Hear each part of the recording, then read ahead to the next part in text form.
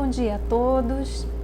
Hoje estamos reunidos para refletir mais um texto e gostaria de começar essa nossa reunião de hoje com uma oração. Vamos fechando nossos olhos, serenando o nosso coração, elevando o nosso pensamento, primeiramente a Jesus. Jesus, nosso mestre querido, nosso modelo de proceder, que tanto nos ensina a amar. Pedimos a Ti, Jesus, que esteja conosco nessa reunião, nesse estudo, ampliando o nosso entendimento, nos tornando abertos e receptivos a tudo aquilo que vai ser falado. E pedimos também a essa equipe de espíritos, amigos, que orientam, organizam essas nossas reuniões do Rita de Cássia, que estejam aqui presentes, nos amparando, nos sustentando. E assim, finalmente, pedimos a Rita de Cássia, mas sobretudo ao nosso Pai, que está nos céus, aquele que tudo sabe, que tanto nos ama, permissão para começar a nossa reunião da manhã de hoje. Graças a Deus. Então, queridos amigos, hoje nós vamos falar um pouco sobre um tema muito pertinente. As reflexões de hoje, elas são tiradas do livro Atitudes Renovadas, que são uma psicografia de Divaldo Pereira Franco, autoria espiritual de Joana de Ângelis. E é o capítulo 21, chamado Ressentimento Doentio. Antes da gente começar a falar exatamente do texto, eu queria contar para vocês uma história. Na evangelização infantil, nós trabalhamos um livro infantil chamado A História de Valentina, a Chave de Valentina. E Valentina era uma senhora muito brava, muito rabugenta. Ela reclamava de tudo. Só vestia cinza, preto, a casa dela vivia fechada. Ela brigava com as pessoas, achava que todas as pessoas estavam contra ela. E tudo isso tinha acontecido porque quando ela era mais jovem, ela tinha tido um grande contratempo que tirou a alegria dela. Ela era uma perfumista, perdeu o olfato um dia e aí ela se fechou para o mundo. E ela tinha uma sobrinha que ajudava, fazia compras, levava as coisas para casa e aguentava essa tia muito chata, muito brava.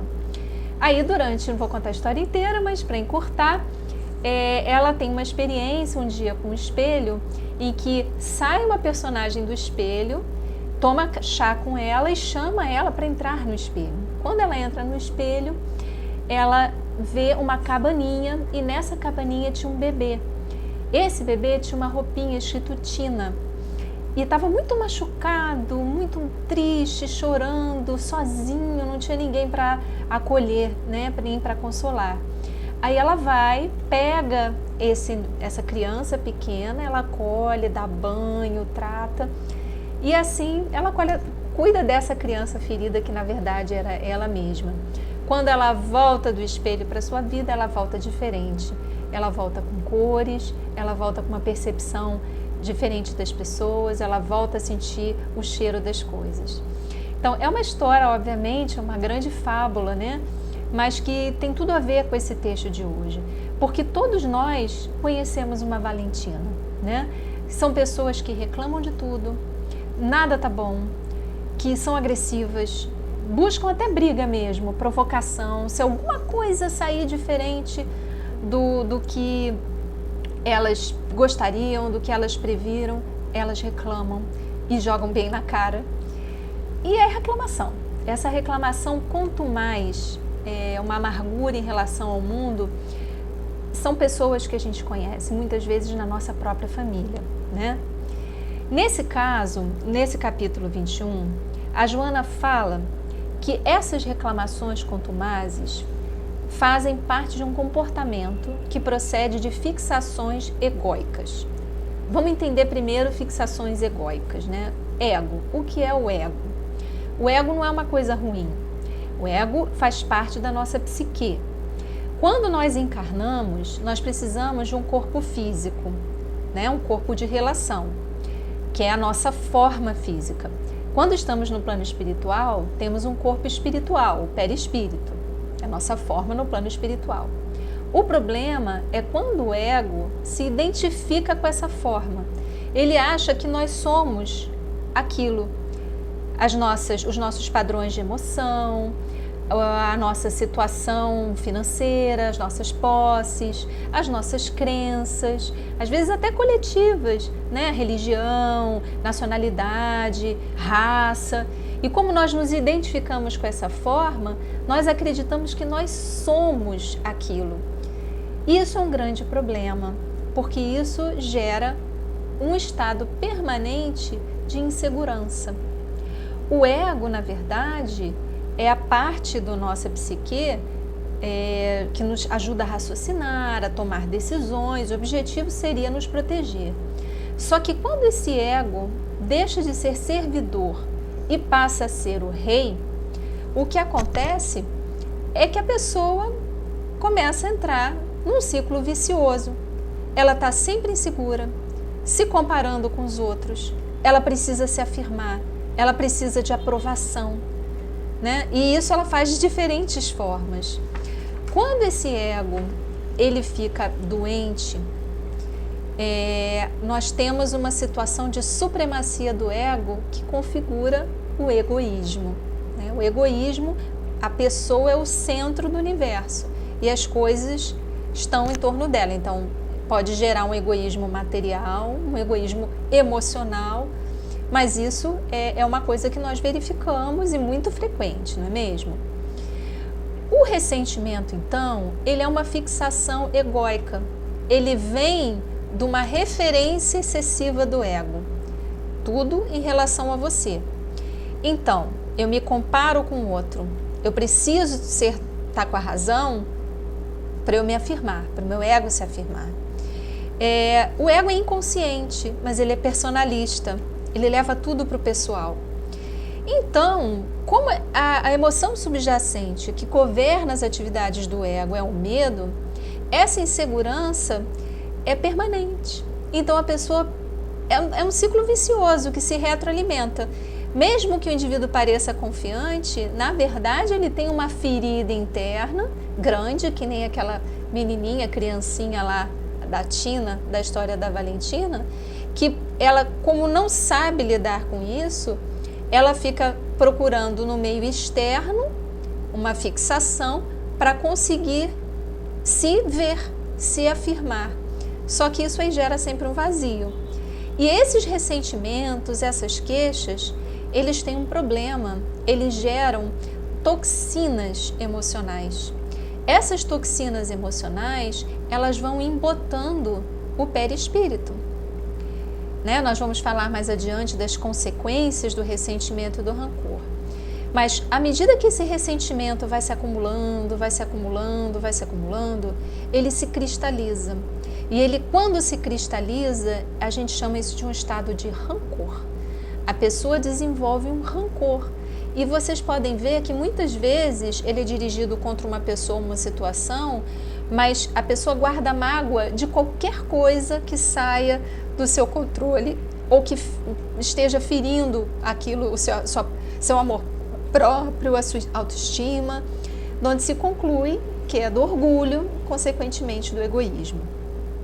Então, o ressentimento e o rancor, eles são, principalmente o rancor, que é essa forma mais cristalizada, eles são patológicos e eles levam a sofrimento e infelicidade. O problema é que as pessoas que padecem disso, elas não têm consciência. Elas não veem, elas não enxergam que a sua forma de pensar e de sentir está errada. O mundo está errado. Mas como eu sou uma pessoa cheia de valores, eu quero bem, não é incomum elas, quando falam mal de outras, elas diminuem as outras pessoas, se vitimizando, se colocando como bastião da integridade das virtudes, né? Que é a forma também que elas têm de se afirmar. Então elas não conseguem ver esse seu conflito. E por outro lado, elas projetam no outro essa insatisfação. Então, o outro é que é egoísta, o outro é que é desatencioso, elas não conseguem enxergar a si próprias. E esse estado de retroalimentação e de infelicidade, ele tem uma série de consequências. Consequências que a gente já vai falar mais adiante, mas antes de tudo, eu gostaria de fechar isso falando da questão do corpo de dor. Quando nós falamos que isso gera infelicidade, imagine sentimentos tóxicos que você alimenta diariamente há muito tempo. Isso fica na gente, fica no nosso corpo físico, na forma de doenças, e fica no nosso perispírito. Isso enfraquece os nossos chakras. E essa dor, esse corpo de dor que a pessoa carrega, ela transfere para o outro e muitas vezes de uma forma agressiva. Por quê? Isso é uma coisa muito interessante que Joana de Ângelis fala no texto. Ela se alimenta dessa energia, então ela precisa agredir, porque ao revidar, ao cair nesse ciclo, de alguma forma essa energia a alimenta. Puxa, mas isso gera sofrimento, isso é inconsciente. Leon Denis fala muitas vezes que a dor e o prazer andam muito próximos. Quantas vezes nós sabemos que não devemos comer certos alimentos, mas nós comemos assim mesmo e depois ficamos com dor de estômago e N outros problemas. Então acaba que vira um processo em que essas pessoas que são doentes da alma, o ego está doente, elas provocam, elas criam situações, criam inimigos, criam desavenças, conflitos que às vezes não estavam nem ali, foram criados por elas de uma forma inconsciente, porque elas precisam dessa energia para alimentar esse corpo de dor. Isso é muito triste, queridos amigos, mas infelizmente acontece. Essas pessoas na psicologia, costumam falar, são os indivíduos tóxicos, muito comum nas famílias. Você pode ter pais tóxicos, mães tóxicas, um chefe tóxico, um irmão, um amigo. Só que quando está fora da família, você às vezes consegue evitar, mas muitas vezes você não consegue evitar e você tem que conviver. Então, a segunda parte desse estudo, Joana vai falar sobre como proceder em relação a essas pessoas. Mas vamos voltar antes às consequências, Nós definimos o ego, o egoísmo, ressentimento e rancor, falamos do ciclo vicioso do ego, o padrão de comportamento dos indivíduos que têm esse ressentimento doentio, e agora vamos falar das consequências. Nós já mencionamos que essas substâncias emocionais tóxicas, são toxinas mesmo, elas vão impregnando o nosso perispírito, os nossos centros de força, nossos chakras e finalmente o nosso corpo físico. Então, uma consequência óbvia é que elas causam doenças físicas e doenças mentais. Por quê? Elas se acumulam, o texto fala, nos canais de neurocomunicação cerebral, gerando as mais diversas patologias. É natural, então, que com o tempo essa característica se exacerbe, porque vai atrapalhando as comunicações do lobo frontal, o lobo temporal, o sistema límbico, principalmente, que é emocional. E isso, essas neuroses, possivelmente evoluindo até para psicoses, tem uma razão nessa doença do ego. Do corpo físico, temos N problemas. O excesso da raiva, que pode gerar até problemas cardíacos, o rancor muito associado às neoplasias, ao câncer, Imagina nós ficarmos inundando as nossas células com emoções negativas, de raiva, de rancor, de ressentimento, durante períodos prolongados da nossa vida. Não pode fazer bem, Por mais que as nossas células sejam usinas de força, tenham uma excelente capacidade de autorreparação, de tanto nós castigarmos as células, em algum momento você pode criar uma doença física, que começa primeiro no perispírito e depois atinge o corpo físico. Então, a primeira questão são as doenças, Uma outra questão é o que nós fazemos com o nosso entorno. Quando nós falamos mal, nos reclamamos, temos pensamentos doentios, Miramês fala nos Horizontes da Fala, um excelente livro, muito bom, sobre como falar. Tem Horizontes da Mente e Horizontes da Fala, adoro os dois. Miramês fala sobre os efeitos do mal pensar e do mal falar. Ele diz assim, abre aspas, os pensamentos decadentes arruinam a conversação, poluem a atmosfera individual e, em muitos casos, enfraquecem a dos vizinhos que convivem com quem fala mal. E mais adiante, outro parágrafo. Os pensamentos negativos que as criaturas alimentam são bem piores do que o lixo das casas. Espalhamos vibrações fétidas que o vento cósmico arremessa por todas as latitudes. Então, quando nós temos esse tipo de procedimento, nós não estamos fazendo mal só a nós mesmos. Nós estamos fazendo mal ao nosso entorno. Mesmo que nós não estejamos agredindo ninguém, no caso da Valentina, das Valentinas que tem por aí, que agridem, querem criar discórdia para poderem ter aquela energia que retroalimenta o seu corpo de dor, nós mesmos, quando nós nos queixamos das situações, nos irritamos, reclamamos e falamos, nós estamos emitindo lixo fétido. Lixo esse que contamina o nosso redor, o nosso entorno. Então nós estamos fazendo mal e existem pessoas sensíveis que vão receber esse lixo tóxico, de repente elas se sentem mal, de repente elas ficam negativas, né? Aqueles com maior percepção mediúnica podem ficar enjoados, dor de cabeça. Por quê? Porque essas vibrações são vibrações de baixa frequência. E uma outra consequência, além da doença física e de você fazer mal para o seu entorno, né, para o seu próximo, para as pessoas ao seu redor, tem o problema da afinidade vibratória. Quando nós vibramos mal, nós atraímos companheiros no plano espiritual da mesma faixa vibratória, que também se alimentam dessa energia. Então nós não estamos sozinhos. E isso fica ainda mais difícil, porque isso vira como se fosse um vício.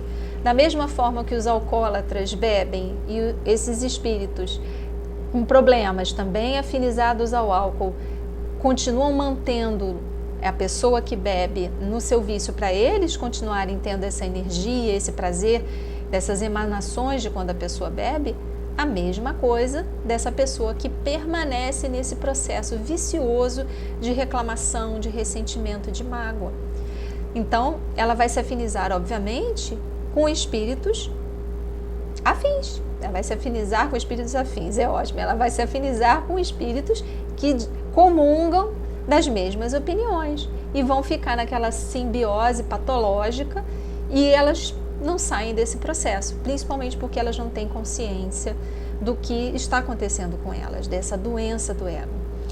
Então, meus amigos, tendo em vista tudo isso, isso é uma doença, é patológico e é triste, porque é um sofrimento do espírito. O espírito que, nesse momento, ele está ainda mais atrasado na escala evolutiva, ele vai evoluir pela lei do progresso, ele vai despertar por N situações para a lei do amor, mas nesse momento ele não sabe fazer melhor. E é o que o texto fala.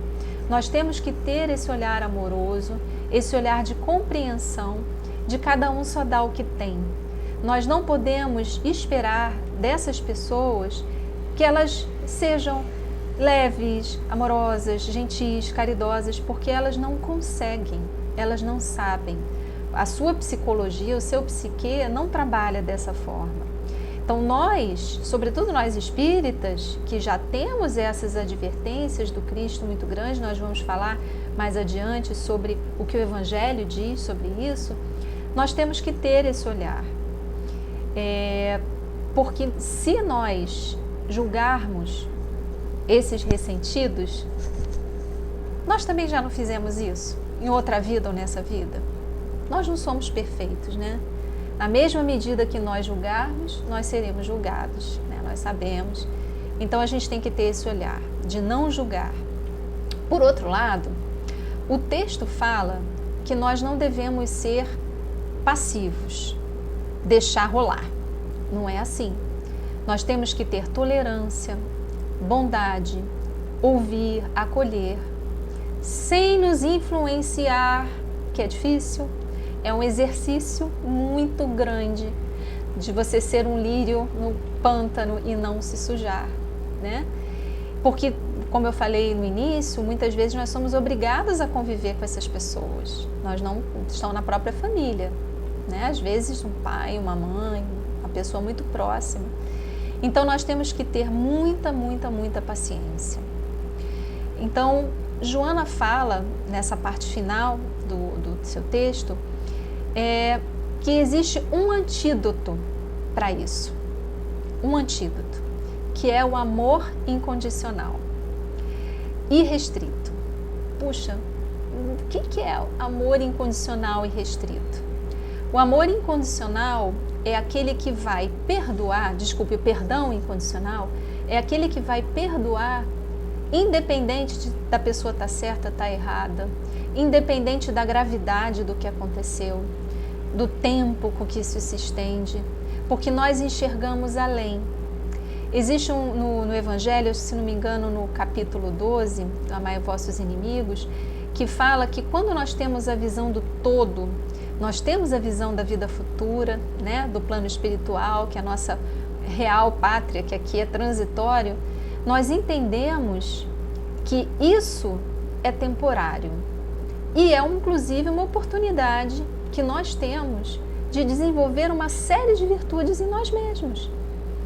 Então, nós não devemos ter raiva, nem ressentimento, conforme fala aqui no Evangelho, que diz assim, no capítulo 12, item 10: Amai-vos uns aos outros e sereis felizes.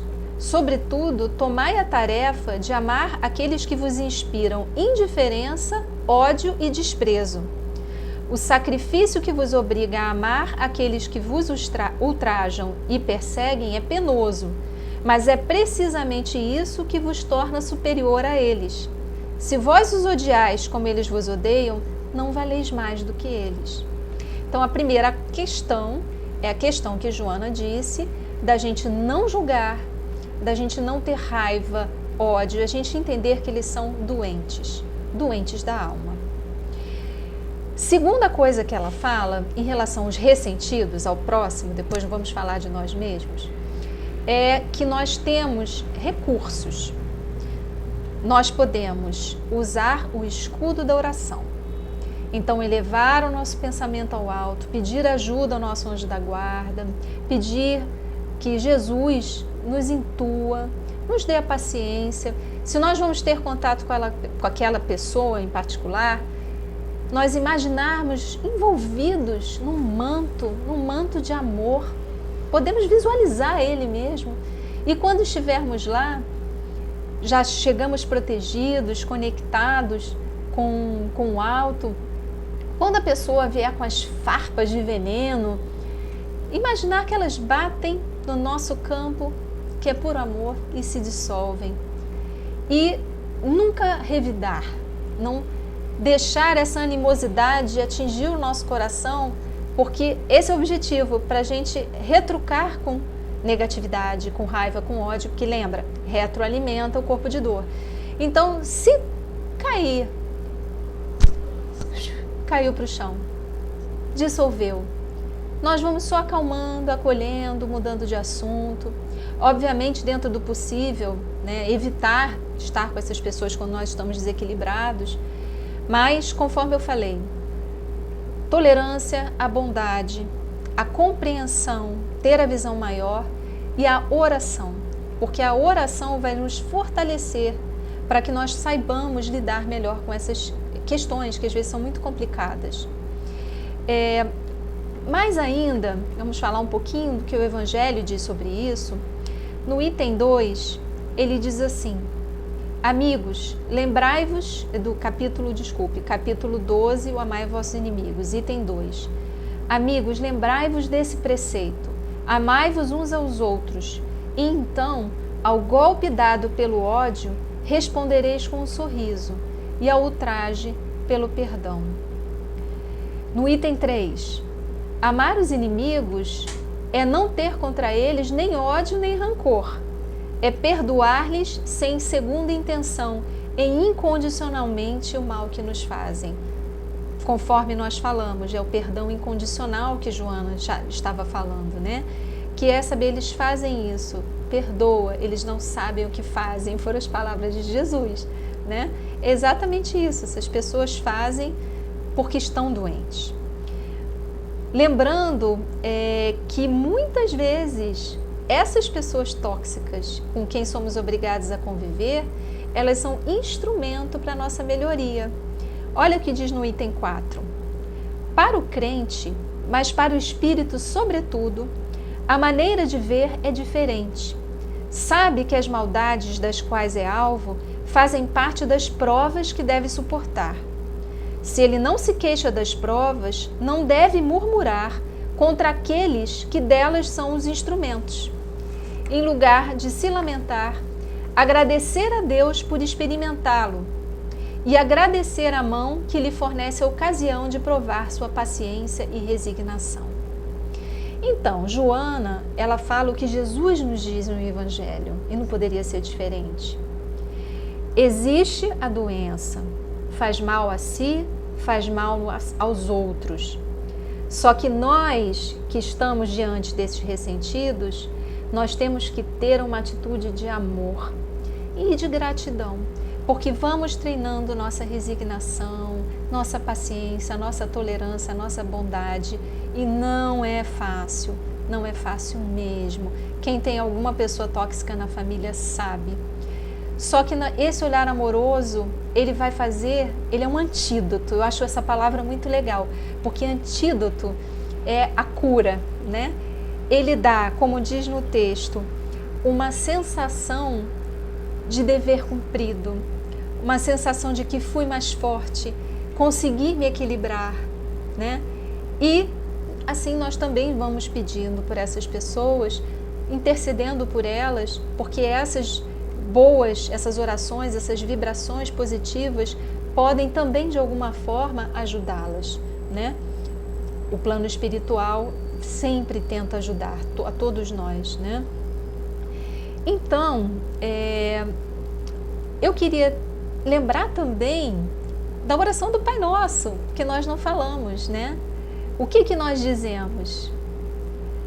Perdoai as nossas ofensas, assim como aqueles que nos têm ofendido. Então, nós ofendemos, nós somos ofendidos, por isso que a gente não pode julgar. Então, na versão espírita, né, perdoai as nossas dívidas, assim como perdoamos os nossos devedores. Então, nós não somos perfeitos, não. A gente despertou, nós temos consciência, estamos no esforço. O que é a virtude, né? É a vontade, é a ação que nós temos de abrir um espaço para resistir às nossas más tendências, porque nós temos tudo isso. Só que nessas pessoas isso cristalizou como uma doença do ego. E nós temos e estamos tentando segurar. Então, nós falamos em relação aos ressentidos, né? De acolher com tolerância, bondade, não cair na cilada, não reagir com animosidade, né? A oração e o escudo. E em relação a nós mesmos, o texto fala que, primeiro, nós não devemos reclamar, né? Nós temos a santa oportunidade de estar aqui. Muitos de nós têm o que comer, têm casa, estamos com saúde. Nós temos muitas coisas para agradecer. E mesmo quando nós não temos saúde, estamos passando por problemas, nós temos até essa casa que tão amorosamente cuida de nós, que nos dá força, nos dá apoio. E nós sabemos que nós temos espíritos amigos que estão constantemente nos intuindo, nos ajudando.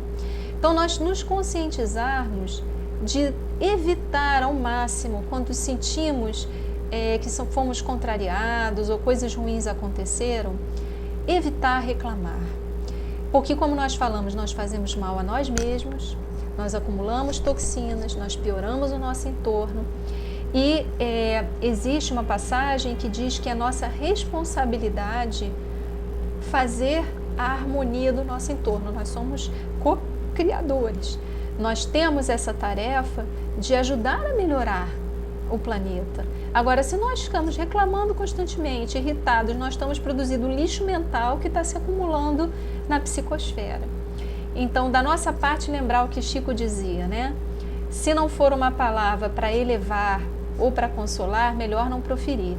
E quando nós formos agredidos de alguma forma, caluniados, injustiçados, coloca um pouquinho de água na boca, que aí a gente não fala. É o melhor que a gente tem a fazer. E assim, tendo consciência, né, desse processo, nós conseguiremos, inclusive, nos equilibrar, encontrar mais harmonia, desenvolver nossa paciência e sermos mais felizes. Já podemos começar a ser mais felizes aqui na Terra, né?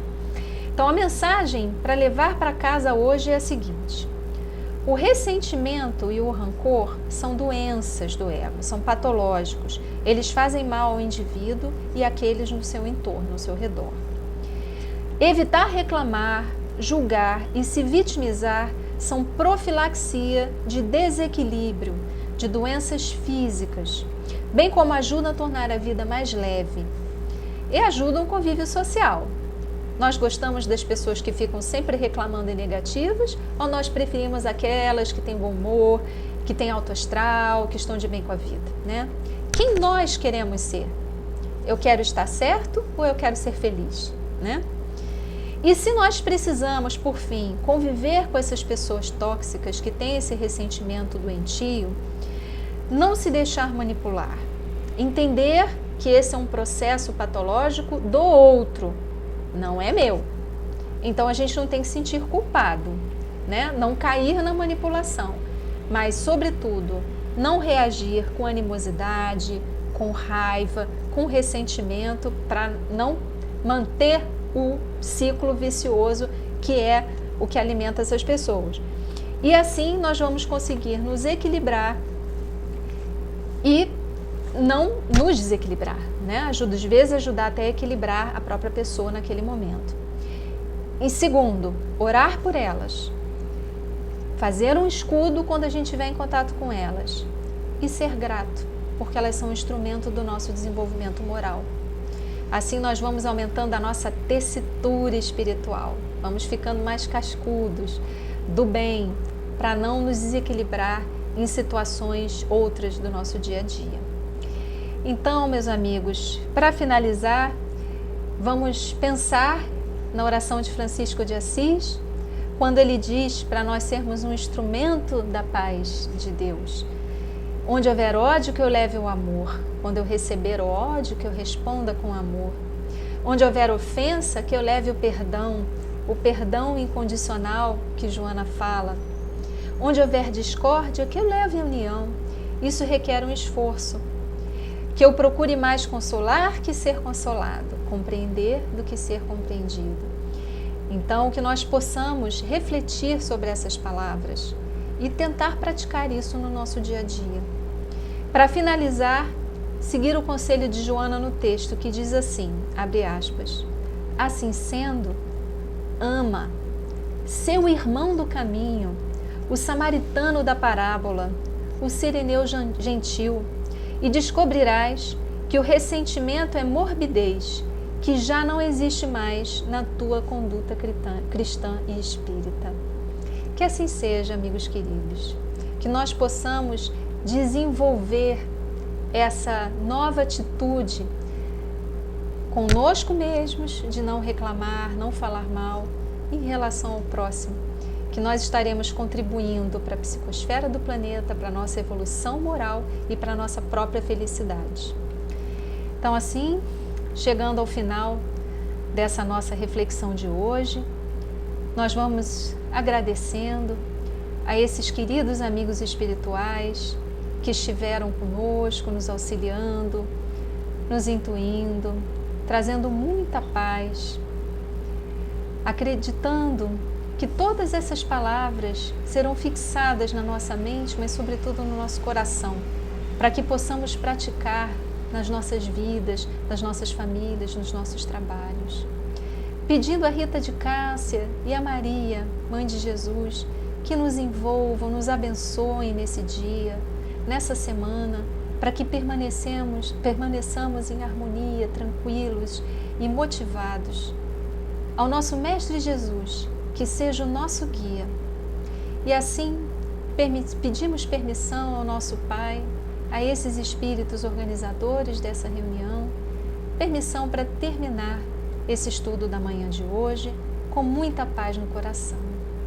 Que assim seja, graças a Deus, paz e bem a todos.